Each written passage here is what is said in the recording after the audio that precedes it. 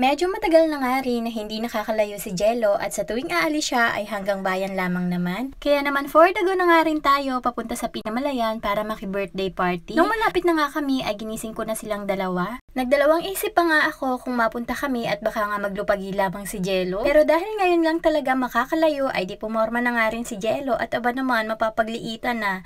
At basta may makita kayong mga puting van dyan ay mga bata ang laman yan. Buti na nga lang at sa Jollibee sila pinagdadala. Pagpasok nga namin ay dumiretso na kami sa taas at talaga namang guyod ang mga taga-bundok. Pipila nga muna kami para makapagpalista at aba naman baka hindi tayo bigyan ng pagkain mamaya. Nung nasa taas na nga kami, ay bakit naman pahara-hara ring coke nyo kay Jello? Kaya naman nilibang ko nga at pumasok muna kami sa may bandang loob. Ay kaso dito naman ako dinala at mait nga daw siya. Kumain naman kami bago umalis ng bahay pero si Jello ay parang gusto ko na agad umuwi.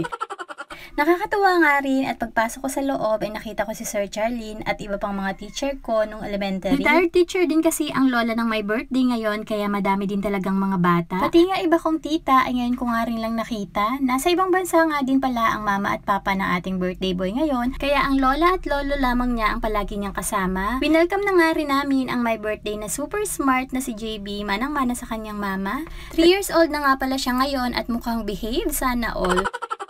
Pagkatapos nga namin mai-welcome ay nag-pray muna. Pagkatapos ay ang birthday message ng lolo at lola, sinundan naman ng mga sunod-sunod na palaro para sa mga bata na talaga namang nag-enjoy ang lahat sa laro. At sa mga papremyo, wala na nga sigurong bata dyan sa barangay namin lahat nandito na.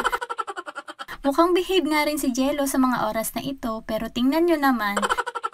Talaga namang dinala pa din sa Jollibee ang pangangapa ng tenga. Minsan din talaga ay inahampas ko na ang kamay pero hanggang ngayon ay nakasanayan niya pa rin talaga. Hindi nga rin nagtagal at dumating na ang pinakaiintay ni Jello na talaga namang hindi mo ari mapipigilan. At dahil nga baka ubusin niya na aring soft drinks, hindi pa nga nai-serve ang mga foods. Kaya naman sabi ko ay apicturan ko muna silang dalawa ni JB. Yun pala ay hindi rin nakaligtas. Nakita niya pa nga aring car ni JB at naku talaga naman iyakan na ari pamihado. Buti na nga lang din at dumating na ang mga pagkain kaya nakalimutan ng magligalig.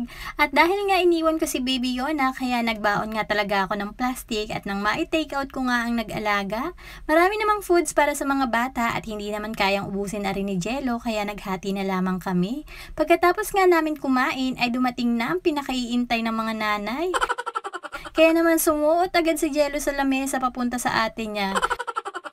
Medyo takot nga rin ang my birthday katulad rin siguro ni Jello na ang hilig ay mga truck, bulldozer at kahit ano pang mga construction vehicle. Kung ano rin lang talaga yung napapanood ni Jello sa TV ay yun lang talaga ang gusto niyang makita. Ni minsan din talaga ay hindi ko siya naipakilala kay Jollibee. Kaya nga nung nakita niya yung cake kanina, inapakuha niya rin sa akin yun at akala niya totoong car. Si Jollibee din kasi hindi man lamang naahon din sa bundok kaya hindi talaga siya makikilala ni Jello. Sinayawan nga pala kami ni Jollibee ng kanyang dance move at sunod-sunod pang nagpasikat sa amin. Hindi nga rin talaga biro ang magsuot ng mascot lalo pat sumasayaw pa.